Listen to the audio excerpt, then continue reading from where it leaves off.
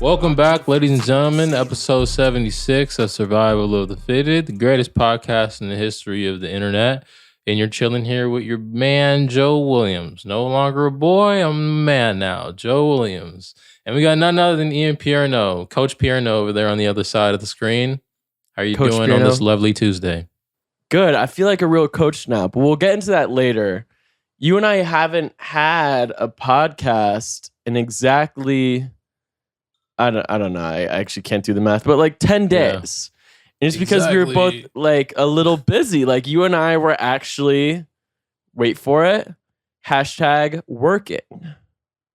Whoa. Like Kim K says, nobody wants to fucking work anymore. And you and I didn't do the podcast last Tuesday because we were up and we were fucking working. And that let's talk about. I kind of touched on it earlier when I did my my solo pod. But so people kind of know what I'm doing, and I'll reveal more when the thing comes out. But you were gone. What were you doing? Did you told them what you were doing in your solo episode? Like you were out in Toronto. Not really, because but I didn't say like what we were doing. Oh yeah, that's fair. That's fair. Yeah. I went to New York because Ian didn't go to New York because he was doing other cool stuff. So they needed somebody to step in, and I'm like the guy to step in, I guess. So they were like, "Hey, could you fill in for this?" And I was like, "Stay ready." You know what I'm saying? I'm on the bench, like put me in, coach type situation. So I stepped in. I went to New York and we did some cool stuff. You know what I'm saying? Just tell us what you did, Playboy. Come on. So we went shopping with Thom Browne Jr. Really cool guy. Really cool guy, you know what I'm saying? But that was fire. We went shopping with Thom Browne for the draft suite. Had a little draft suite set up there. A lot of players came through. Where'd you go shopping? A lot of love. Thanks to Ian, we went to Dover Street Market, which was pretty cool. I've been there before. You've been to the New York one? No, I went to the LA one with you, but I've never been to the New York one. But I've been to Dover Street Market before. Yeah, Dover Street Market's sick. I've actually never been to the New York one, and someone reminded me after I set it up for you to go there that it's like huge, like multiple floors. Like, was it like intimidating at all, or no, definitely not. Running through the racks? We weren't running through the racks. I was just the guy with the camera. Like I'm creating the vibe, and I'm just like capturing the vibe. You know what I'm saying? So I was like trying not to get in the way, but. Nah, it was cool. You know what I'm saying? Like, just follow whatever Kendall wanted to do. At the end, it was kind of funny though, because he was like saying like, because he was like looking to the people on the floor and stuff like that. And he was like, man, like maybe we should go back to the 7th floor. Maybe that like girl at the register could like help style me or whatever. And then I'm like, in my head, I'm thinking like, bro, if you would have like told me get like $1,000 and I could have put together something crazy. But then at the very end, like his marketing agent was like, dang, Joe, like your LeagueFits and everything, man. Like I wish you would have like kind of helped and like stepped in and just like styled us. And I'm like, bro, I'm just the guy with the camera. If you wanted me to style you, you should have told me like 30 minutes ago. We could have been in and out of here in 25 minutes. It would have been so fun. But you know what I'm saying? It was his moment. Like I don't want to. So I'm not gonna take away from his moment. You were more supervising. Yeah, I was like the adult in the situation. You know what I'm saying? Okay. But yeah, it was fun though. Yeah, cool. Joe, and you kind of had mixed New York emotions, I know, because you hit me not long after you landed, I have to imagine. And you're like, Ian, what in the hell is this city? Because your hotel, I guess, apparently you've never stayed in a hotel in Manhattan, but they're very, very, very small rooms. And Joe FaceTimes me. He's like, I can touch both walls. Yeah, I FaceTime my friend too, I think either before or after that. And I was like, bro, it was not what I expected. Like granted, I paid $0, so I'm not going to sit here and complain. Like, come on now. But it was like kind of like a culture shock, I guess. Like, it was like my whole, the bedroom that I'm sitting in right now is like way bigger than the hotel that paid hundreds of whatever for every night. But I don't know how people live out in New York, man. You are a Northern California ass motherfucker, bro. Yeah, I just think it's more just like you gotta like really like learn how to like survive and adapt to like really be able to function in New York. Because even like when I first met like Kendall that day, he was like, I was like telling him to just like we were just like talking or whatever, And I was Yeah. like, dude, like I hate it here. And he was like, same. And I'm like, where are you from? He's like, I'm from Minnesota. And I'm like, dang, like that sucks. Like I'm like, I could never imagine being from there. But I was like, dang, that sucks. And then dude, wait, not to interrupt you, but like living in California, like 99% of the places say they're from, you're like, damn, I can't imagine living there. yeah, he was like, I'm from Minnesota. And I was like, yeah, no, for sure. But like he could have said anything. You would have been like, ooh, Arkansas? Yeah, he could have been. I'm from Cleveland, Ohio, and I'm like, Yeah, man, you would have that's been like, tough. That's a rough one out there. You know what I'm saying? But he was like, so you guys like had something in common. No, yeah, we were just both young and just like light skinned, so we were just like talking about like regular stuff that we talk about like as if he was my friend, which was cool because I know that was like, I'm sure I don't really think it came across as like client business, whatever. Like we were talking about like TikToks and hand tattoos and stuff the whole time. So that's cool because you were there for like some like corporate ass shit. Like TSO was like sponsored, you know, it was like sponsored content, good sponsored content. But like you were on like your corporate Joe hustle. Like it was a true work trip. Like in Tuesday night, out like first thing Thursday morning. Yeah, I gotta ask, did you go to your Broadway show? Oh yeah, that was so cool. You did? You went? Yeah, shout out to, I like seen this girl went and I was like, man, like that looks so fun. Like, cause I'm like a huge Tim Burton fan. So I was like, man, that looks so much fun. And what then was the show? she was like, it was Beetlejuice. Cool. Beetlejuice, yeah. And I was like, man, is it good? Cause the potential is like there. And she was like, no, it was like amazing. Like I'd go again. And I'm like, all right, for sure. So then I went and it was freaking, I never been to a musical before. So I didn't even know what intermission was. So like they stopped the play and I'm like, dang, that's a weird place to stop the play. Yeah, and I was like, half the people sat, half the people left. I was like, I gotta buy a ticket to part 2 or what? Yeah, I was like, what is going on? But it was it was so much fun. At 10 a.m. That's fine. That in like a 36-hour work trip, you like managed to go. To provide context for you guys, Joe was there Tuesday night through Thursday morning. He texted me, I think it was like Tuesday during the day, because I think I was at the shoot I was at. And you were like, so Joe texted me like Tuesday during the day, and he's like, you know how we can like expense shit? Because like, you know, when you're on a work trip, you get your money back like for like food, Ubers, you know, stuff like that. And he's like, if I got like a ticket to a Broadway show, can I expense that? I was like, I was legit 50-50. I didn't know if you were kidding. I was dead serious. And I know now, but I was like, are you joking or no? And you were like, I think that's my answer. And I was like, oh my gosh, I love Corporate Joe. It was so different. Because remember your last trip? Well, your last trip was All-Star Weekend, right? Mm-hmm. And in going in, you were kind of like, right? Am I wrong? No, you're good. I was my first time, like, yeah. Yeah, you were kind of like, this is weird. Like, you know what I mean? Now you were in your bag. You're like, all right, 36 hours.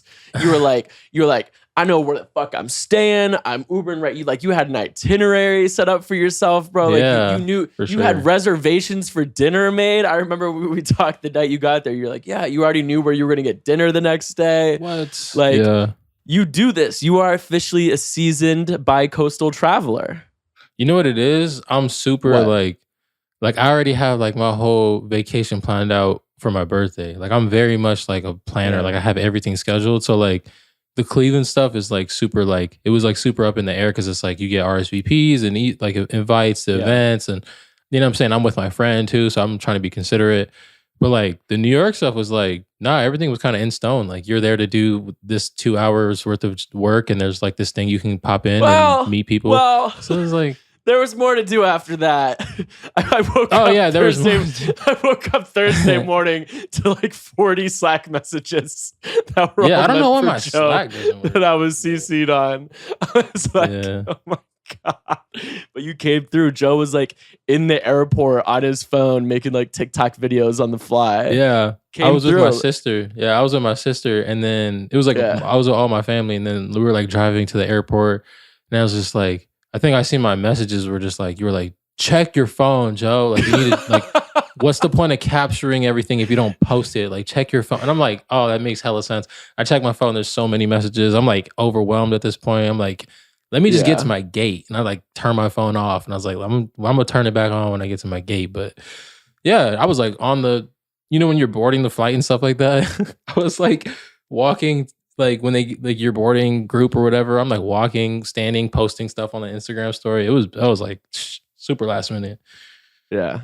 You were in your bag. Are you ready for not emotional moment? What's the word? When like something is nice. Moment. Yeah, sentimental moment. Appreciate you, my dog. Appreciate you, my dog. Of course, my dog. Yeah. Wow, that was so Caucasian. My dog. Well, you can't spell Caucasian without Ian at the end. So,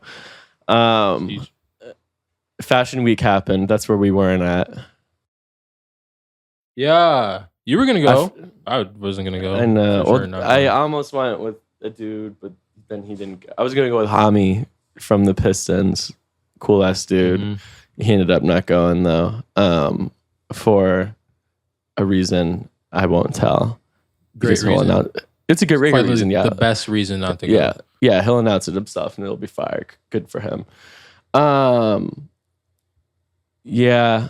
Next year we got to be there, right? Like 2023, Ian and Joe in Paris. Let's do it. Let me get a passport first, and then I'm good. I'm out. And also, right? Apparently, like everyone goes now. Like it's not. It was funny. I talked about this a little bit on the solo pod, I think. But Richard Hopablon was there with Shay, and he hits me up. He's just like gatekeeping the fuck out of Fashion Week. He's like, "Bro, why the fuck is this Orlando Magic shooting guard?" I'm like, bro, because he dresses cool. What do you mean? I was like, It's 2022. Like basketball players are officially like in the fashion world now. Like it's not like 3 guys. You know what I mean? I was like, he's like, bro, why is this guy here? Oh, like, I know who he's talking about too. That's funny. It's not Cole. I like picked like a random thing that he wasn't talking about. Oh, because he was there too. Dude, Cole's like a New York socialite. I'm not surprised he was there. Yeah. But no, just like he was like, bro, this dude from the Timberwolves is here. I was like, bro, this is like the reality we live in. But anyway, if it's like open season in Paris and Milan for basketball people, we're there next year. Let's do it. We're eating Art of Fashion Week in New York. I mean, yeah, but the motherland. Been there, done that. We'll be there. You and I will both be there this year. Been there, done that. Like I ever did that before. What? The only thing I know is NFT week. What you mean? Oh, you were in New York for NFT week? That was a mess, dude. That's my hell. It was a mess. Have you checked Slack this morning? Don't do this right now. I just woke up, y'all. I just woke up. Don't air me out on air. So, okay, people in the Slack were talking about this thing. It's like, you remember Pokemon Go? Yeah. It's like that, but you play basketball at like local parks, but it's like 2K, but you play outside and it's on your phone and the graphics are way worse. And it's like a video game? Yeah, I don't know, but you can play against other real people one-on-one. But you're both in your park, I guess. I don't know. I kind of like skimmed it. I'm not going to lie. I'm probably not qualified to talk about it. But I just want to say, if you're outside, just go out and play real basketball. I'm kind of sick of all this NFT, Bitcoin, virtual reality, metaverse bullshit. Like, yeah, I don't do any of that. Dribble a basketball. Which is ironic. Bro. Yeah. Which is ironic. No, it's not. My dream is to just... No, it is ironic because we're sitting here doing a podcast and I'm about to start, you know what I'm saying, full time. But like... My dream is to like delete my Instagram and like make money without even having to go on the internet. Oh yeah, me too. Like if I went to 7-Eleven and I bought a lottery ticket and I won $1 million, literally the first thing I would do would be to delete my Instagram. I only have my Instagram to make money. That's how I get like styling gigs and stuff. Which, by the way, I just got one. And I got a text while we were doing this. Like I sent over like a mood board last night for this guy going to Summer League. And his manager sent me back a picture and she was like, this is a piece that X player XYZ really likes and he really wants to wear. And it's a Miri biker jeans. You know what's funny? When we were at Dover Street, and I was just like watching like, I don't want to say struggle. But I was watching like Kendall and his marketing agent try to like put together a whole outfit in like an hour, and they were kind of struggling. Okay, no disrespect, they were kind of struggling. And he was like, he went to like the lady. He was like, "Do you guys have like any like a Mary jeans by any chance?" And I was just like, "Man, I was doing this here because we'd be just dying." Like it was just like the default 19-year-old. I'm about to get some money. Let me get some Mary jeans right quick. Oh Like, my gosh, like, bro! That's why so nobody dresses worse than NBA rookies, unless you're Jalen Green, Josh Christopher, David Duke Jr. And I low-key feel like I kind of helped teach David how to dress. He had like the natural swagger, but like I helped him like figure out what looks good on him. I have a funny You want a funny Miles story? Let's hear it. At the end of the season, I flew. It's like probably like a week or two before the NBA regular season ended, which for the Pacers was the end of the year because they were in the lottery because Miles was hurt. Otherwise, they would have won 60 games. And anyway, I didn't even bring any clothes with me. I pulled up to Miles' crib with like 3 empty suitcases, his Indianapolis spot, and I just took all the Amiri jeans out of his closet, like all of them. At one point, he was like, "Bro," I was like, "What?" He was like, "Can I like pick one to keep?" I was like, "You could keep one. You could keep one." And it's funny because that's like not our dynamic. Like Miles is like you know, like TA and I like go like back and forth, but like Miles is like, you know, it's everything is going to be his way. You know what I mean? But I was like, I showed up. I was like, we getting rid of all of this shit. That's funny. And you could just like see the heartbreak in his eyes, but he went with it. So what's like the break it down for our listeners? What? Why is it that we not rocking with the Amiri jeans? Because it's 2022. We living in the future. So it's just an oversaturated thing. It's just it is like the skinny biker, like you know where it's like the rips in it, but it has like the patchwork underneath. Yeah. Yeah. Been there, done that. Yeah. But I'm not gonna lie, I had a pretty undefeated skinny jean phase. I'm not gonna hold you. My skinny jeans phase was undefeated. It was mad undefeated. Yeah. Yeah. When we did it, it was good, but we did it already. Bad things come and go. Back to Fashion Week though. I don't think we need to do like a rate who had the best fits at Fashion Week or you know whatever. But Shay walked in the Thom Browne show. We gotta talk about it. We got my most boy, controversial Shay. My ever. Boy wore a jockstrap, a Thom Browne jockstrap. Is that what that was? Yeah. Because Richard hit me. Richard like gave me like a heads up, because he was at like the fittings and stuff, and he was like, "Just so you know, Shay is wearing a jockstrap." Yeah, I gotta look at the photos right now. I already seen it, but I just want to make sure. I was like, this shit is wild. But, you know, it's like runway. You know, like if he wore that in the tunnel, I'd be like, whoa, whoa, whoa, whoa, whoa, whoa, whoa, whoa, whoa, whoa, whoa, whoa, whoa. But my boy, like, is officially a model now. No, he was a model when he did the Louis Vuitton joint, but this is crazy. Nah, this is next level shit, bro. This isn't posing for a Louis Vuitton NBA collab and being a basketball player. Like, you know conceptual. What I mean? Like, yeah, like of course an NBA player modeled for that. Like this is like has nothing to do with basketball, and he still got the gig. You know what I'm saying? Mm-hmm. Like this is like very elite model shit. Like lots of skinny dudes around the world starve themselves for a chance to walk in the Thom Browne show. Yeah. All right, so let's run some pieces by you. How do you feel about the anchor on the face? I don't know. I just feel like there's a lot going on. Like I feel like we gotta break this down. I don't want to just like, oh, it's cool. Like there's so much going on here. I don't even know. Like, is it? Yeah. I mean, it's a cool outfit. I mean, obviously, like you're not gonna wear it like going to Target. I don't even think you wear that like in the tunnel going into an NBA game. But for the sake of like a run, because like hear me out. Yeah, like runway shows like aren't actually like for the most part aren't actually like showcases of like here's what you come by, because these designer brands make more of their money on like wallets and bags and colognes, things like that. So like these runway shows are really just like marketing, because like people like you and me, like we can't afford that Thom Browne outfit, but we can afford a Thom Browne cologne. sweatpants. You know what I mean?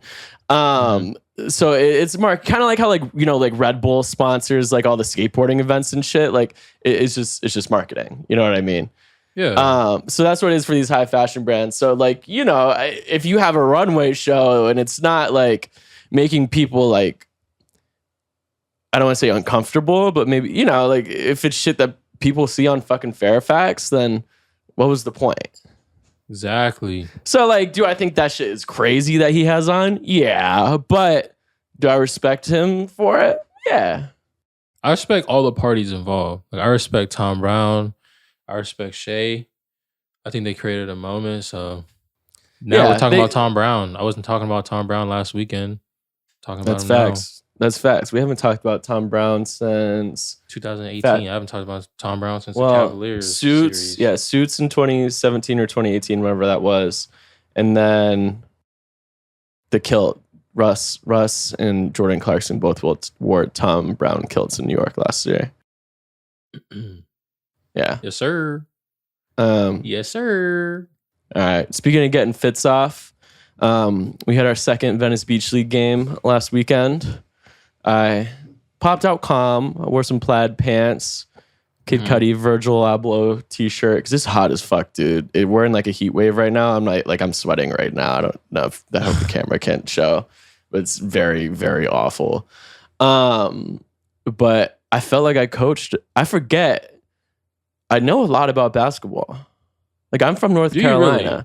Yeah, like I worked in like AAU basketball for a few years. You know what I mean? Like I picked up a lot of gems, but I was like really coaching because our first week, like we won by like 20 points. Like I could have like played doodle jump on my phone and we still would have won by 20. Like this game, I was like, and also like we were without a few of our bigs. So I was like getting real creative with the lineups. I was taking timeouts and like, I was like, we got to run a 1-4. Like it was pretty intense. We played and I was talking a ton of shit. Really? Like I was going crazy. The one play, so like our like quote unquote star player is this point guard named Grizz. Is this dude with the cornrows? I seen him. Yeah, at the owners meeting. He got the vest with all the Grizz is the man. But there was a switch, right? And we're on defense. And he's guarding the big. And the big elbows him in the face. And he like goes to the ground. And he's like, Venice, so I can like run on the court and shit. And I'm like, what the fuck are we doing? Like, I'm like swearing and shit. And like, I'm pretty chill. Like, I don't really get like that. I'm like, protect my fucking players to the ref. And he's like, you shouldn't be guarding a big. It's not my job to protect them. And I'm like, that's literally your job. Because like that the fouls exist, like keep the players safe. Like the reason you can't hit a player while they're in the air or going to the basket is so they don't get hurt. Like that's why fouls exist. Yeah. And bro, I was turning up. He's like, you say one more thing. I was like, learn the fucking rules. Oh man, he's asking for it. Bro, I was going off, bro. I threw a water bottle, bro. And then his girl, I'm assuming his like wife or girlfriend was there. She's like, the rules be changing anyway. And I was like, no, they don't. It's a 2-page PDF. I have it. Dang. Like, just learn it. It's 2 pages. You know what I mean? Because like there was a couple times where the ref looked, because it's like street ball, so the rules are a little different. Like the ref would look at the scores table and he's like, so now it's a 1-on-1. I'm like, learn the rules. Like, bro, I was going crazy. We ended up losing in OT. We were like undermanned, played a good team.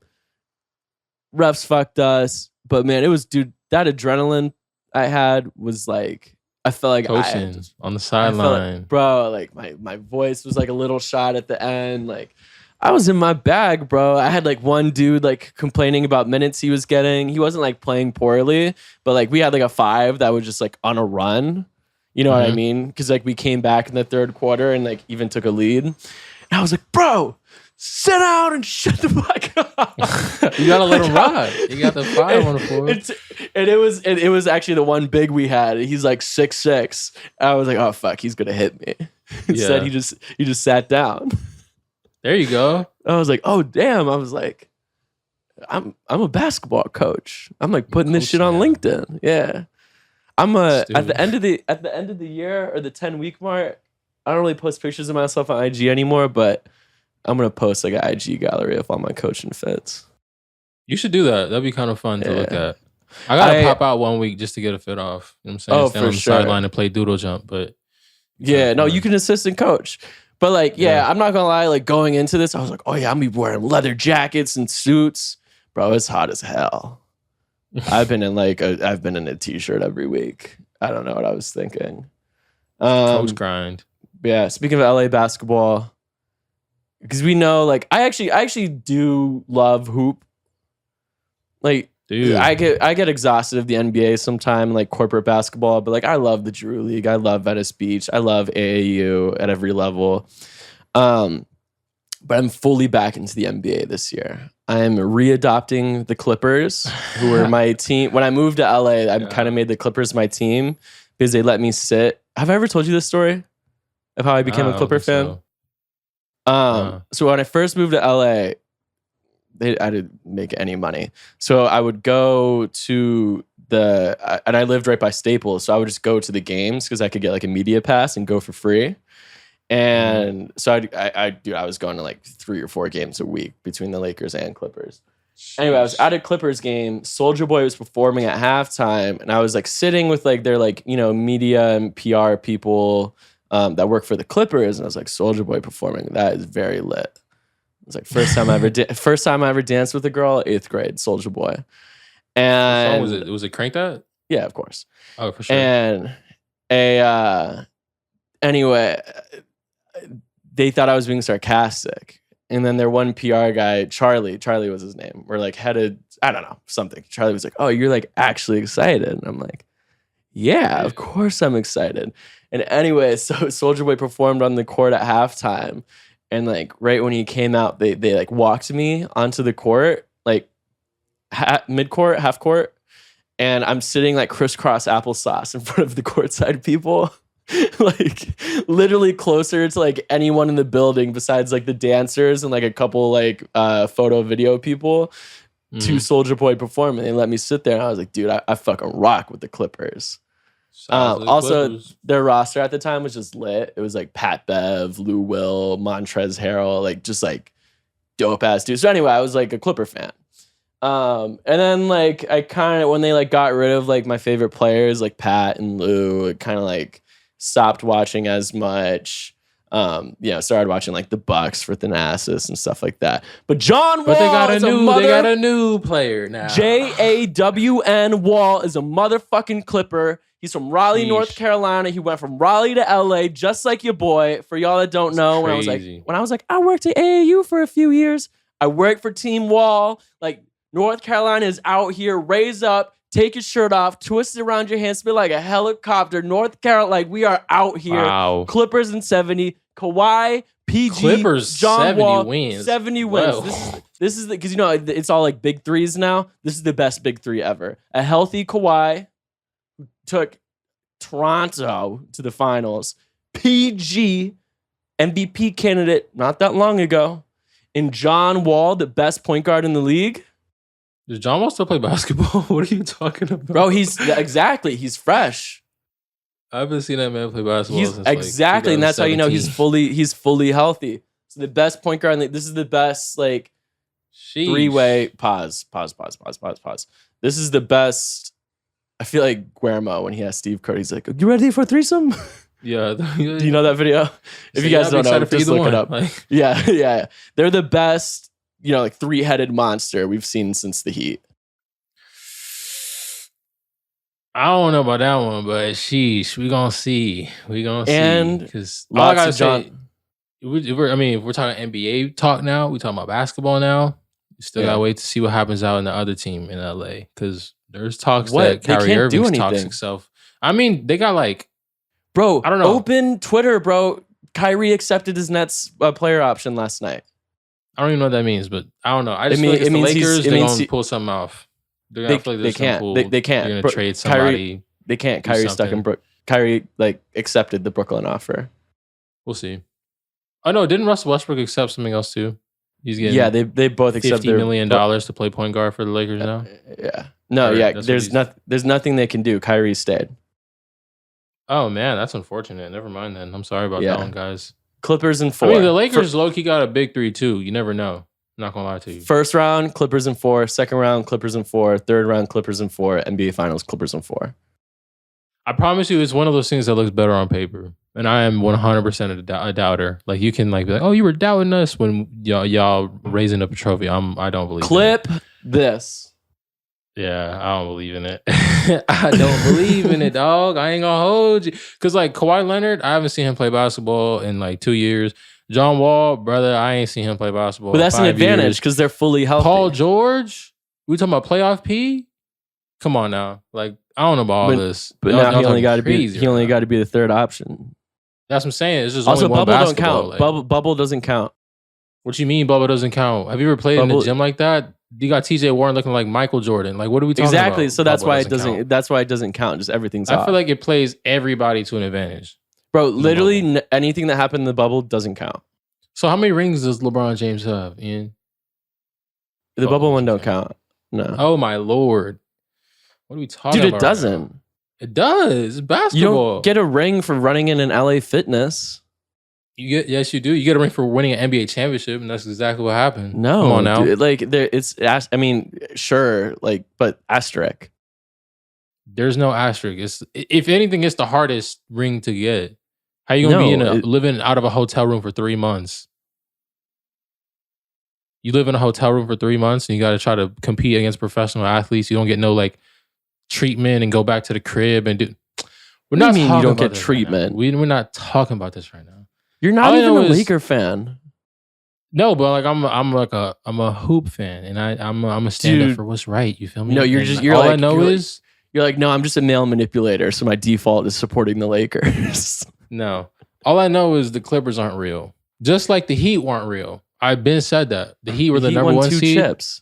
The Heat, the Miami Heat were the number one seed, and they were they're gonna go. I'm like, they're not real, bro. They're not real. I mean, bro, when they get battle tested, they lost on Game 7. They're not real. They're not real, yo. John Wall, he don't want to hoop no more, bro. John Wall not. Bro, he do want to hoop. He do want to hoop, bro. That's why he took. That's why he got the buyout. He don't want to hoop no more. If he didn't want to hoop, he just would have taken the full money and stayed in Houston. I promise you, if John Wall was from like Orlando, Florida, we would not be having this conversation right now. This is definitely a hometown bias. John Wall's, I don't think he wants to hoop anymore. He's the best point. There's a lot of players who don't want to hoop anymore, and John Wall's like on the top of that list. He took the buyout. What does that mean though? Like so his salary with Houston would have been like $47 million, and basically he was like, "I'll take less money if you guys release me. You guys owe me less money if you release me, so I can go somewhere that'll actually play me." All right, that's like the definition of wanting to play. It looks like that. I don't know. Okay, we gonna see. But what does that mean? He gave up 4 M's. Okay, like he gave up 4. Like, bro, he has 50 M's a year. Like that. Well, he gets that. He gets that back because the Clippers cover the difference. But he don't want to hoop, bro. He already knew that. He's like, I'm gonna get the same amount of money. If he didn't want to hoop, he would stay in Houston. Houston is a for someone like John. Houston is a very fun city to be in. You know what's a funner city? Los Angeles. He don't want to hoop.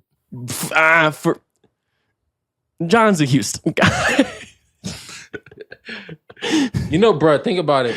I don't want to talk about it on the podcast, but you know what I'm talking about. John Wall got some off the court interest that probably would be more that's Houston. In line with the city of Los Angeles. No, bro, you've never been to Houston. Trust me, Houston. No, I know what you're talking about, but I don't know if you know what I'm talking about. He got some off the court interest. He wants to go to LA because he got for like so many reasons we can't continue the conversation. Yeah. Clippers winning 70, Clippers in 4 every single round, 16-0 in the playoffs. Y'all be easy. Episode 70, whatever the fuck. It's a wrap. Sorry for cussing so much. Chrome Hearts. Go follow Survival of the Fitted wherever you get your podcasts. Tell them that intern Joe sent you. Click the follow button. Go follow Survival of the Fitted.